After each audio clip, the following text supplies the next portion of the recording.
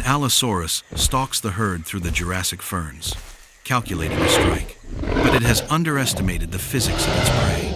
The 80-foot titan doesn't flee. Instead, it coils its tail. With a snap that physically breaks the sound barrier, the air explodes a biological sonic boom capable of shattering bone.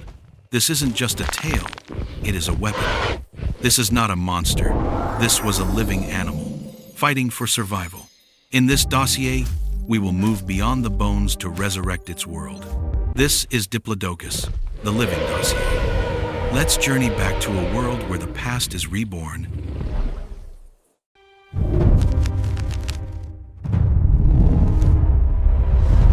To understand the physics of that strike, we first need to grasp the engineering of the animal itself. This is Diplodocus. Dominating the late Jurassic landscape of North America, roughly 154 million years ago, it was a masterpiece of biological suspension. The name Diplodocus means double beam, a reference to the strange, double-pronged chevron bones located on the underside of its tail. As our skeletal reconstruction highlights, these weren't just random formations. They were structural reinforcements for the weapon we just witnessed. When we pull up the biometric data, the scale is staggering. Stretching over 85 feet longer than a professional tennis court, it wasn't the heaviest sauropod, but it was the longest of its time.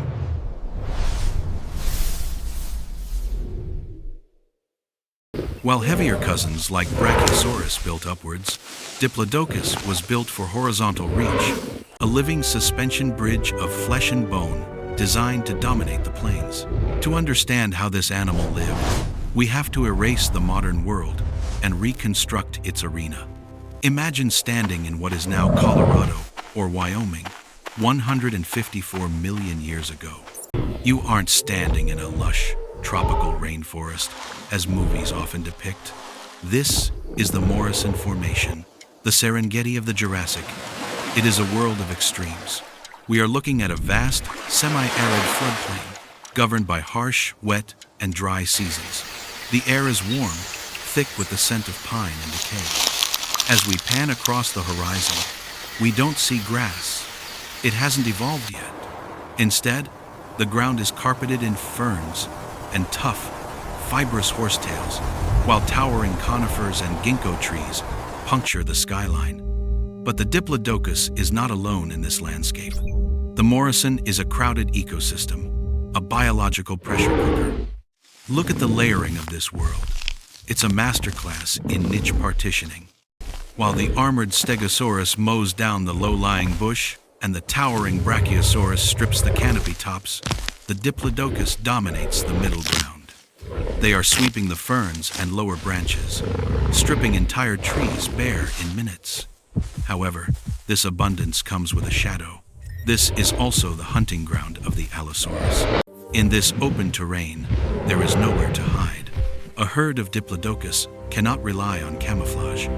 Their very existence is an open challenge to the apex predators of the time. Survival here isn't about hiding. It is about engineering a defense so formidable that even the lions of the Jurassic think twice.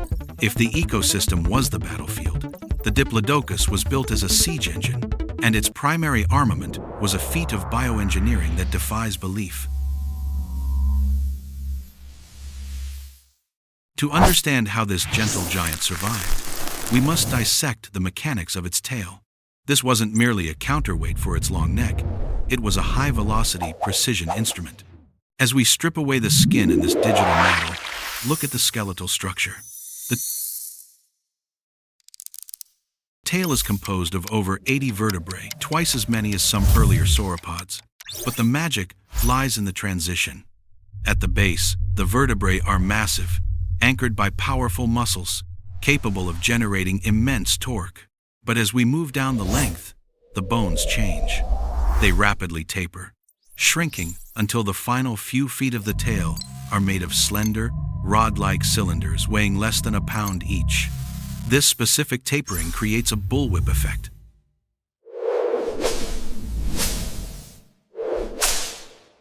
When the Diplodocus initiates a swing from its hips, That kinetic energy travels down the tail in a wave. Because the mass of the tail decreases so drastically toward the tip, the velocity must increase to conserve momentum.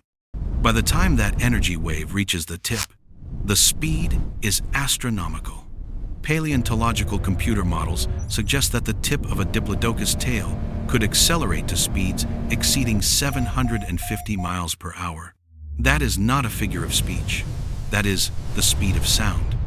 The crack of a whip is actually a miniature sonic boom. Now scale that up to a dinosaur.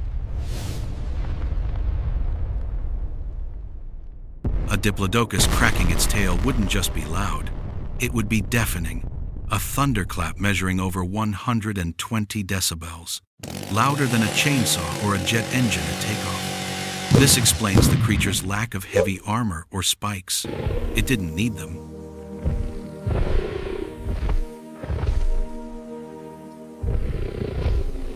Consider the psychological impact on a predator. An Allosaurus approaching a herd wouldn't just face physical danger.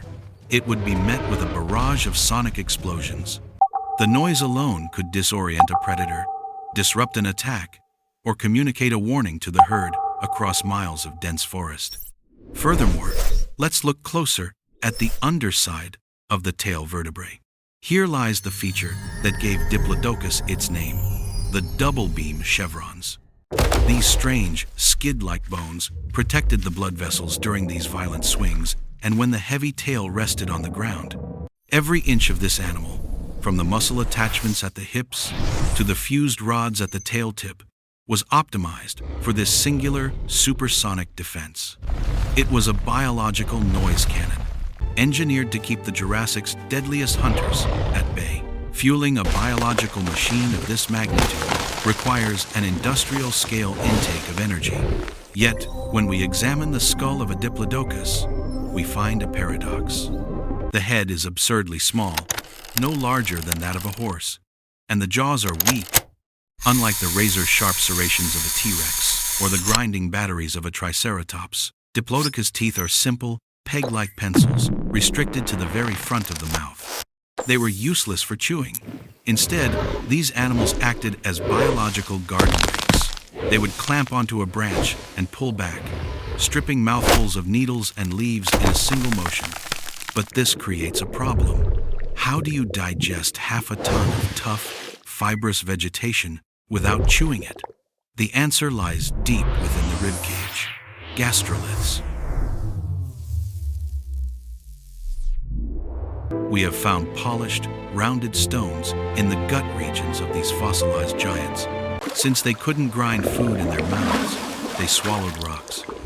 These stones sat in a muscular gizzard, churning and grinding the plant matter like a biological cement mixer. It was a crude but brutally efficient digestive system that allowed them to process massive amounts of low-quality food constantly.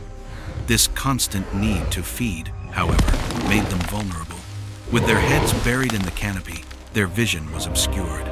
This is why Diplodocus survival relied on more than just a whiptail. It relied on the herd. Trace fossils and trackways reveal that these titans moved in organized groups, often with juveniles protected in the center. A lone Diplodocus is a target. A herd is a fortress. When an Allosaurus pack tested the perimeter, they didn't face a single animal. They faced a shifting wall of 80-foot flanks and a coordinated defensive line. In this game of survival, the herd itself was the ultimate weapon.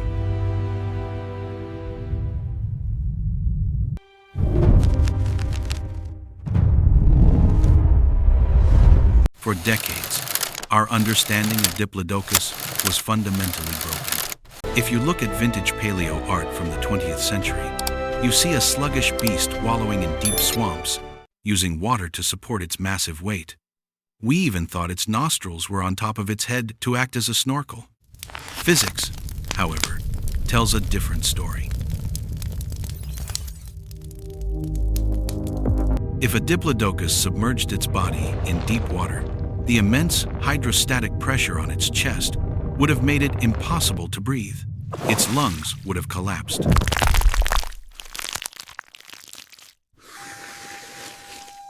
Far from being an aquatic giant, Diplodocus was a creature of the dry plains, engineered strictly for terrestrial life. The second great myth concerns its posture. Museums once mounted these skeletons with their tails dragging on the ground, creating a tripod stance, but the fossil record debunks this completely. When we find sauropod trackways footprints preserved in ancient mud, there is almost never a groove between the feet. They didn't drag their tails, they carried them. Diplodocus held its tail high, acting as a dynamic cantilever to balance its long neck. It walked horizontally, like a suspension bridge on 4 pillars. This wasn't a slow, belly-dragging lizard. It was an active, high-browsing engineer of the Jurassic landscape, constantly on the move and always balanced for action.